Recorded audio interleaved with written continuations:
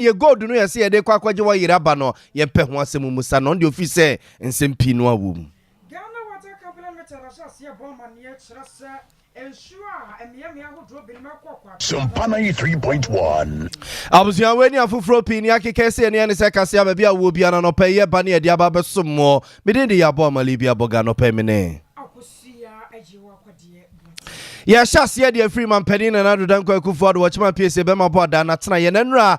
most reverend Dr. Cyril Ben Smith akwaku dwampaye e de ama man penny na do dan kwaku for do e wona tena ye Jubilee House abonten so ni nyina se afofofra ye simu no man penny e ba be shasie na wasomo mayi na wasoma de hye wum na ne nhihye papa ne tirimupo no wode ayadwuma na odwampaye de ama ne se otwede amponyan krompo no wonka no ho se ne osenyuma pasia wade kwawie pa no ode na shasie 2023 no onfa na enkwawie papa no bibia obesore se mampani na do dan kwaku fodo wo kudi atia no ene na ban de otwedi amponyan krompo ne ne se mampani na do dan kwaku fodo afato no so obesi asore dan edi ama mayi ami akwa akosumo na obia se na no de asi ne ho no oso twede amponyan krompon ko wura no ho na se ne wahye adwuma papa se no wonfa na enkowi asomdwem wono ene Metropolitan Archbishop a woda Anglican asafuna no Most Reverend Dr. Cyril Ben Smith. Sure, the government and the people of Ghana that God's faithfulness remains sure for this our nation. Despite the challenges and the times that the world finds itself, God's promise still rings true. His mercies are new every morning. Your Excellency, your building of the National Cathedral is enough testimony of your devotion to God. And no matter the day says, it will happen. You and other world leaders, King David faced similar challenges that we are still experiencing. The murmuring of the people and the lamentation from the crowds, the abuse and the lack of understanding of the issues that are clear to all. Yet David stood resolute in his conviction in the midst of opposition. And he says in Psalm 46, he says, God is my refuge and strength,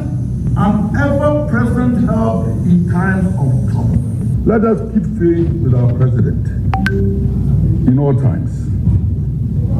Times of good, times when new things will begin to appear. The fact of life is that throughout life there have always been people who support and assist you in different ways. They side with you.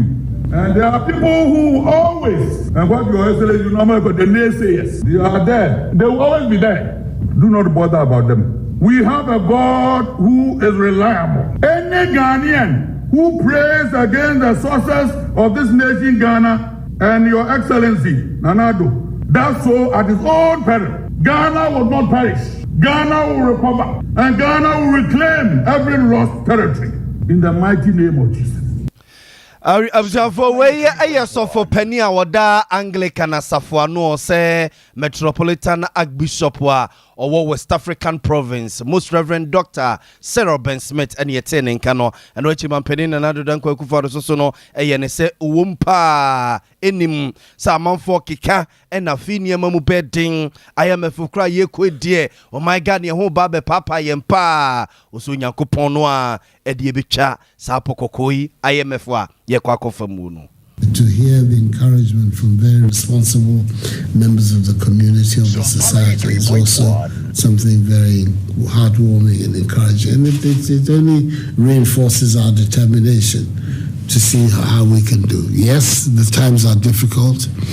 but difficult times also call for resolution. They call for strength. They call for commitment. And that is what, hopefully, I am showing and my government is showing, and a determination that come what may, we will work our way out of the difficulties that we have in this country. It's not permanent. Ghana is a land which has many possibilities.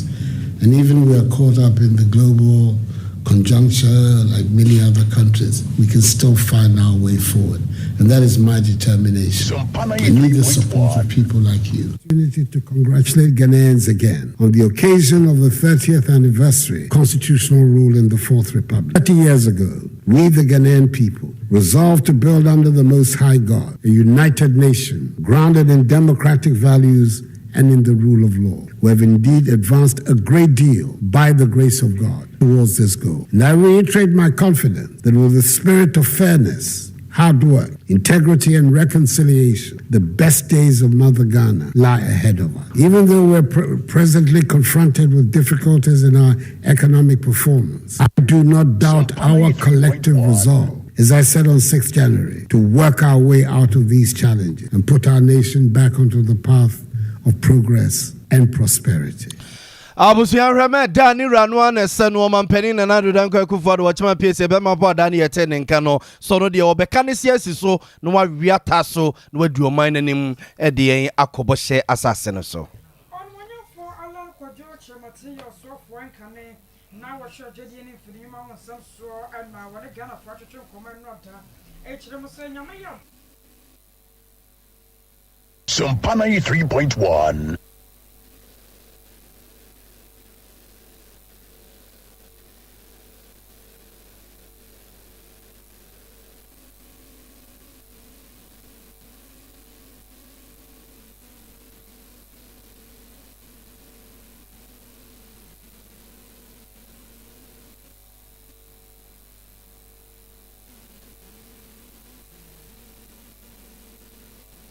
The President has laid a strong foundation for the socio-economic development of our country, although I believe there are things that could have been done differently. My vision is to build a superstructure on this foundation that will bring prosperity to our nation. The pre-COVID-19 performance of our economy, the flagship programs including the free SHS, the One District, One Factory initiative, the Planting for Food and Jobs program, the Agenda 111 project, and the COVID-19 response initiatives are all testimony of the strong leadership that the President has provided over the last 6 years. In spite of all the above, however, it is an undeniable fact that the combined effects of the COVID-19 pandemic and the Russia-Ukraine war has stampeded our country into a crisis of unprecedented proportions, with a negative impacts on the economy, on businesses, and on our social lives. I have no doubt that the anticipated International Monetary Fund IMF support package will restore confidence in our economy and bring it back to pre-COVID levels. Fellow countrymen and women, this is the 17th time that we have gone to the IMF over the last 57 years. We promised never to go back, but we've gone back. One of the lessons that we have learned from the recent developments is that Ghana's economy is still fragile, vulnerable, and susceptible to both external and domestic shocks. This primarily is as a result of the fact that our economy is highly dependent on the export of commodities with little or no value addition. Indeed, the 5.1% projected GDP growth for the Ghanaian economy for 2023 is based on the anticipated increase in commodity prices. To avoid going back to the IMF, we need a new plan, a plan that will lead us to a more self-reliant and resilient economy. That plan must move Ghana from stability and growth to transformation. Kana so for ya no hwa adwade ne mfrinyuma wonsam so ya sebro de wo hwa so betimi to franka adiama NPP amanyoko no yira Alan Kwajo Chematin. Suenye openi Alan Kwajo Chematin ku no wami se chinchinchiro betu franka adiama NPP amanyoko no se wo kaka wani na wo sese keka ne masi ani place times ko ekwa wuri wa kokubusa berwa ne ene omodoso pa eno na akwa yake uba yesi sa Greek minister Dr. Usofri Yakutu papa no odnadwuma beto no na NPP amanyoko no franka tufu adwa no waba be pribia ne edidim se afri anopa no a ebesi awia ma nwumrenum honomo ena kyese anoma bi bewe sagu yasum se papa no wonya de krata na akwa mampani na nadodan kwakufu ado a ye watwe ne yem ehwese mampani so obagya tum so onye ntumo wo de krata na akose dwuma no wo yese soafo a ohwe ma yemfude ɛne yɛkwa yɛ ho nsensɛm so no wɔde ɛto hɔ no mo na sɛ bɛka ahyɛ no nso a ɛnra ɛnwumere no nsia kaseɛ mu koraa no yɛkɔtie bɛsɛ for professional kɔnkɔnsɛne a ɔto yɛ nkra de firi nkra pompone ma ntɛm mu kodwo baafoɔ deɛ na gɛ sɛ wakɔ akɔda papa no fie ɛne ne ɔfice hɔ no mu da mu no nyinaa ɛmɔto yɛ nkra kyerɛ mu sɛ krataa no deɛ akɔ akɔduru mampani atrɛ na sɛ mampani bɛgya tom anaasɛ wɔnyi ntomu no ɛno ɛne adeɛ a sɛsɛ yɛhwɛ no mu enti Dr. Uso afiri yɛ akoto a Greek minister na mmerɛ bi atwa mu no ɛyɛ mmerɛsɛbadwani a na ɔwɔ mmerɛsɛbadwa fie ma ade sɛ ɔmɔ kwada so abatɔ mpɛsua so papa no so de n'adwuma to hɔ no mu a MPP amanyɔkɔ no frank atufo adwa wɔba bɛpiri bie na woyi Dr. Uso afiri yɛ akoto to nkyɛn na woyi ɔpani alankodwo kyerɛmaten ɛso so ɛto nkyɛn a ɔpani bi te sɛ kwabena Japan wɔn nso so ayi ne ti ɛna Kennedy ɔhene Japan a wɔyɛ mmerɛsɛbadwani ɔno nso so mmerɛsɛbadwa fie ma ade sɛ a wɔn asen central abatɔ mpɛsua so wɔn nso so ayi ne ti saa Honorable Joe Gatti so no ɛyɛ mmerɛsɛbadwani ɔwɔ mmerɛsɛbadwa fie ma ade sɛ a wɔn esikado ketan abatɔ mpɛsua so wɔn nso so ayi ne ti ɔpani Boakye Agyako ɛso so ani abere paa Francis Adenimo ɛyɛ kane mmerɛsɛbadwani no wɔ mmerɛsɛbadwa fie ma ade sɛ a wɔn ayɛ Asantemampɔn abatɔ mpɛsua so ɔno nso so no ani bidie nso jankasa mmerɛkra deɛ wanane a wɔn nso so pɛ frankatufo adwa no akura mu ɛna Dr. Kofi Kunadu Apreku wɔn nso so ani abere dendenden ɛne kodwopokunum ɛne ade no mu nyinaa so nam ɛntɛntɛno a wɔn nyinaa ɛpɛ NPP amanyɔkuo no frankatufo adwa no na wɔn atena so sɛsɛ deɛ yɛsɛkyerɛ ka sɛ a Greek minister de n'adwuma to hɔ no mu a wɔkɔ akɔpɛ ɛyɛ frankatufo adwa na atena so na wɔhim franka ɛde NPP amanyɔkuo n'anim ɛde wɔn akɔsa 2024 elections no a Ghana ma de sɛ yɛlezi ebutu ni yɛahwe kokromote ho hwiata na yakɔ akɔto no abusua NPP amanyɔkuo wɔn abato yi anim nsensɛm yɛhyɛ mo bɔ si ani die akyire paa de befra to bia no yɛmfa enkame mo ɛwɔ ho Yajima Beduya Watosumi no your president. Ajima Bono Regional House of Chiefs na papa wano koya na wokɔ doma traditional area where your man hene wo ho. Wode atudwa eltra se wode wonam na watetie. Sem panyufo ya bambo mu nsem da won mabamu ewa hafo. Regional Security Council no asem na making. Wo mo de curfew chenkyere ncha baba to omanfo a wo mo aboma so. Na wano akwakoya man hene wo doma no de anya de a wabati ase na ate ase kyina amasa curfew na ye adwuma na asɛbi mpɛduasan wɔka na wɔde akyerɛ mu sɛ mpanyimfo abambɔ mu nsɛm da wɔn mabamu no sɛbi wɔ mu ne tumi bia sɛ wɔn tumi de curfew babato ne manfo so ama adwuma ɛwɔ sɛ wɔn mo yɛ no ɛnioma agyesi ne benkum so ɛnam so nti wɔka de akyerɛ na de hyɛ sɛ ɛna ne kyerɛ ya wɔ bia hyɛ asɛ nkɔ yɛ adwuma na curfew ne deɛ ɛnya deɛ wɔ no ɔgye tum ahafo police regional commander enne yɛsɔre anɔpa bɛɛ no num ne fa abenaba bede tabo anaka view ato bomaso BMP nte ye be kana fidiem say police commander no ne me oboa onitumi ta bede tabo to so anaka view ko sabi me so ntia ni memra no say regional security council ne betime ye de betime de si so enti e man frɛ minister nene kasaye no ka kire mse benfa tabo bia nto so onim se ne entia na me bisa no na mpese on confirm no ese say regional security council be ye de be hia na ba gitum se na ekoso ne yeso ade hia ye ba ye yemu bi enra anyumra ye bi boni ye ngintu se tabo bia eda yeso baby kotutuo baby ye ba ye nti hwe ade hia be mpie ma bebre di yenim yere ente be case a police commander no o pesa otena go so wa onhwe hu say kan ho bi no ye commander no on system free to ban no na nya ade asa suba no we boma doma ye baje I was yana chasa no nyuma da sanira no way I was force ya dear Rajima Beduya watosu mienu doma hene no ne yetene nkano na ebra na wode be ma kyerɛ me jana ya wono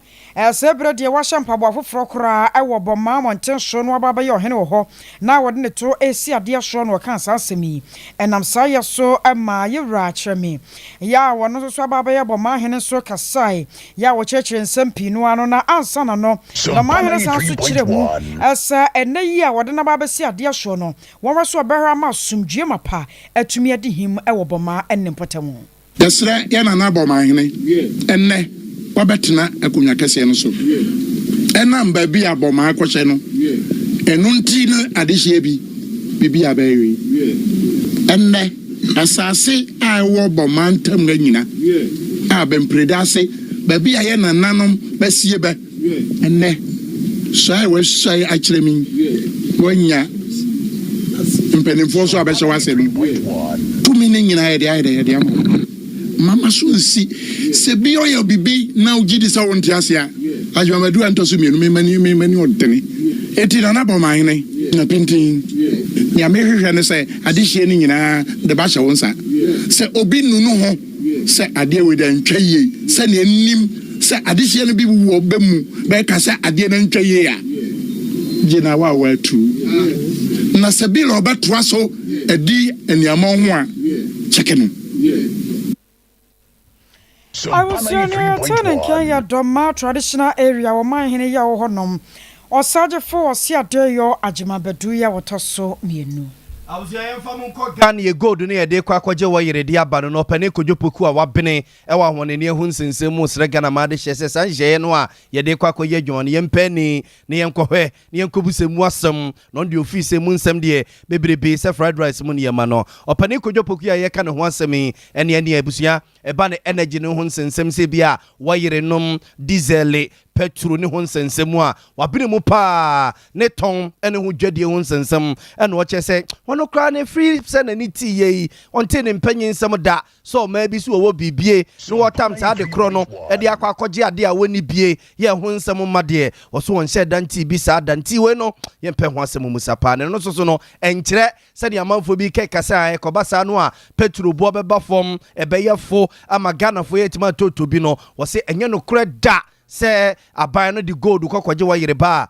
petro bo e beba fom Onse ya na impimpi no media kabe pese abone vice president pa obia office for bekasa na ebi amone nya Matthew Poku Prempeso office kasa yenu di nimnite one oyo for gold no enu nkyerese petro no expo betafim ebi a metete press journalist and some show for betro no omo refer no as equal as oyo for gold no ebe ma full what Tezebema and no no minim your this asem never told us oil for good no bema full so the benefits be the impono for you to me if dollar I was here sita ukum hakotono or more partially say $1 and koto yeah no you chichimuno again I deba kwa yin say to me emfa gold into oil cap maybe any wa any Ghana ubitu oil petrol need diesel say me the gold need chia omo ton petrol need diesel no ono on G gold as a chia inti the one about ton gold now this kano akwa to ufango petrol diesel e wa Abusuanti we aye kojopoku ensafo a wabene e wa honene ho nsensem so na abusia hwe aye hwe ne mu se next week ko Ghana ye gold ne de kwa kwaje wa yere no ebeba beduro no ne ko di ho nkoma wode nsusue e base ye ntie ni na asem no ye mpe ho asem nkohwe ne nkobusa ho asem no de ni mpanyin nsem pa no nei woti bia che Ghana water company limited wo mo so de ababa to dwa e kire se wo mo sra Ghana de hyetetiri wo mo a wo asante mantem kropon kumase na wo mo de ho ya bebre pa se afiafia hodro pinu amu ensuo ho ahyase ekwatwe wo se be producer anya se bia ebo apaye na mom no ECG adwumako na hyase ya wo mo yensiesie bia eno na babaka Ghana water company limited wo mo dwumadi ya wo mo die eno titiru na ama na basa na firi na de krokra no sansiesie no wo mo hyase a wo no so etu ho na mo panyepa yo kasa de mako no ora Ebeneza padina wana Sompa kase ebon komo chechemu anamoto sonko ne Ghana water wode egu akwam me ya me no kase die ECG for abomodin amaye ahoden a sefata se lines and pumps in between aye adwuma nti from 4:30 ho na bana ye busu aye adwuma na emom san se ye lines no ne ye call off ne ba nti lines ni mu aye dryer e wase ye charge nti eno no ebe take me kakra but ye hwe nim se ahoden omode amaye no se ekoso agina na hwea meboma ene ehie nyime ya afa akosi otena no pa ekode obi abenya nsuo ntina kakra ho ne ya mpa yenya challenges kakra se ne yede beto abonten se ye nuanu ma ye ne omo ye adwuma ECD no omo ye adwuma kakra ebe so how no eba ye sha wo hwe ye press release eba ye na ye Greater Kumasi Metropolis though enye Greater Kumasi ni nyina no but majority of them nkofo a no omo nye nsuo no because barricades serve a wider coverage essay omo a owabe efidi omo no intimately aka say majority of Greater Kumasi areas ni pina na enya nsuo from Endrano ebi munya but na eba na etwa because of your power instability nti but senior American ye no enyimre ye de nyame adom kanea ni gyina so a ye bo modern ase ye be charge lines no na ye de nsuo pa akokro mo obi enye bi anom na Abusia wari customer for the Ghana Water Company Limited or Beneza Padina. Abusia yenyina we suna no pay nsemo e baba no de ebesom no yemfa mun si na yen sorry emani akwakọ ye wuku adedi o man hene ntenase na ososo bra ebeka wasem ewo machi we kura de ade ache bi adwumade so bi didi abo mali bi aboga no pay me ne Abusia ejewa kodie buati